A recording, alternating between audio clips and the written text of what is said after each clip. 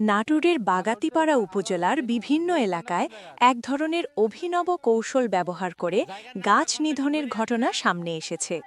প্রকাশ্যে গাছ কাটতে না পেরে রাতের অন্ধকারে গাছের ছাল কেটে ও গর্ত করে ধীরে ধীরে গাছ মেরে ফেলার অভিযোগ উঠেছে। এতে অর্ধশতাধিক বড় বড় গাছ ইতোমধ্যে শুকিয়ে মৃত্যুর দিকে এগিয়ে যাচ্ছে। স্থানীয়দের অভিযোগ, গাছ কেটে নেওয়া সম্ভব না হওয়ায় কেউ কেউ পরিকল্পিতভাবে এই পদ্ধতি ব্যবহার করছে। এতে পরিবেশের মারাত্মক ক্ষতির আশঙ্কা করছেন সচেতন মহল। তারা বলছেন, গাছ শুধু কাঠের উৎস নয়, এটি পরিবেশ ও মানুষের জীবনের অন্যতম রক্ষা কবচ। তাই পরিকল্পিতভাবে গাছ ধ্বংসের এই প্রবণতা বন্ধে দ্রুত তদন্ত ও কঠোর ব্যবস্থা নেওয়া জরুরি।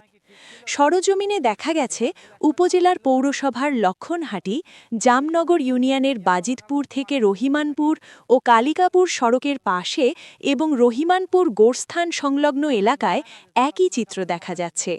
এছাড়া সদর ইউনিয়নের কসবা এলাকাতেও একইভাবে গাছ নষ্ট করার ঘটনা লক্ষ্য করা গেছে।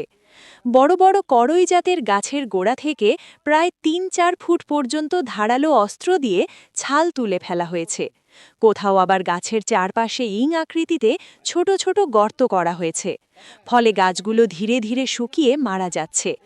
স্থানীয় বাসিন্দাদের দাবি, যাদের বাড়ির সামনে বা ফসলি জমির পাশে রাস্তার ধারে বড় গাছ রয়েছে, তাদের মধ্যেই কেউ কেউ গাছ সরিয়ে ফেলার উদ্দেশ্যে এই পদ্ধতি অবলম্বন করছেন।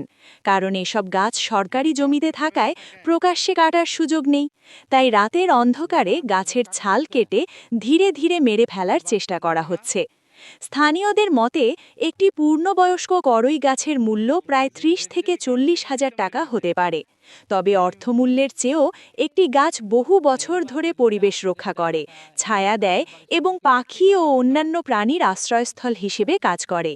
এভাবে পরিকল্পিতভাবে গাছ ধ্বংস করা হলে পরিবেশের ভারসাম্য মারাত্মকভাবে ক্ষতিগ্রস্ত হবে বলে আশঙ্কা করছেন তারা।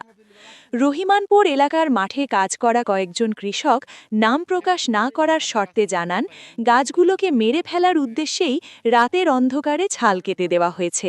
সবাই বিষয়টি জানলেও কেউ প্রকাশ্যে বলতে চাইছেন না। তবে সঠিক তদন্ত করলে দোষীদের খুঁজে বের করা সম্ভব বলে তারা মনে করেন। জামনগর ইউনিয়নের স্থানীয় মেম্বার মজিদ আলী জানান, বিষয়টি তিনিও কিছুদিন ধরে লক্ষ্য করছেন। যারা এ কাজ করেছে তারা অন্যায় করেছে বলে মন্তব্য করে তিনি বলেন, তদন্তের মাধ্যমে দোষীদের বিরুদ্ধে প্রয়োজনীয় ব্যবস্থা নেওয়া উচিত। উপজেলা বন বিভাগের ভারপ্রাপ্ত কর্মকর্তা ABM আবদুল্লাহ জানান, সরকারি জমি বা রাস্তার পাশের গাছ ইচ্ছাকৃতভাবে নষ্ট করা আইনত দণ্ডনীয় অপরাধ। বিষয়টি খতিয়ে দেখে প্রয়োজনীয় আইনগত ব্যবস্থা নেওয়া হবে। উপজেলা নির্বাহী কর্মকর্তা UNO মোহাম্মদ আলাউদ্দিন বলেন, গাছ পরিবেশের গুরুত্বপূর্ণ সম্পদ। কেউ ইচ্ছাকৃতভাবে গাছ নষ্ট করে থাকলে তদন্ত করে তাদের বিরুদ্ধে আইনানুগ ব্যবস্থা নেওয়া হবে।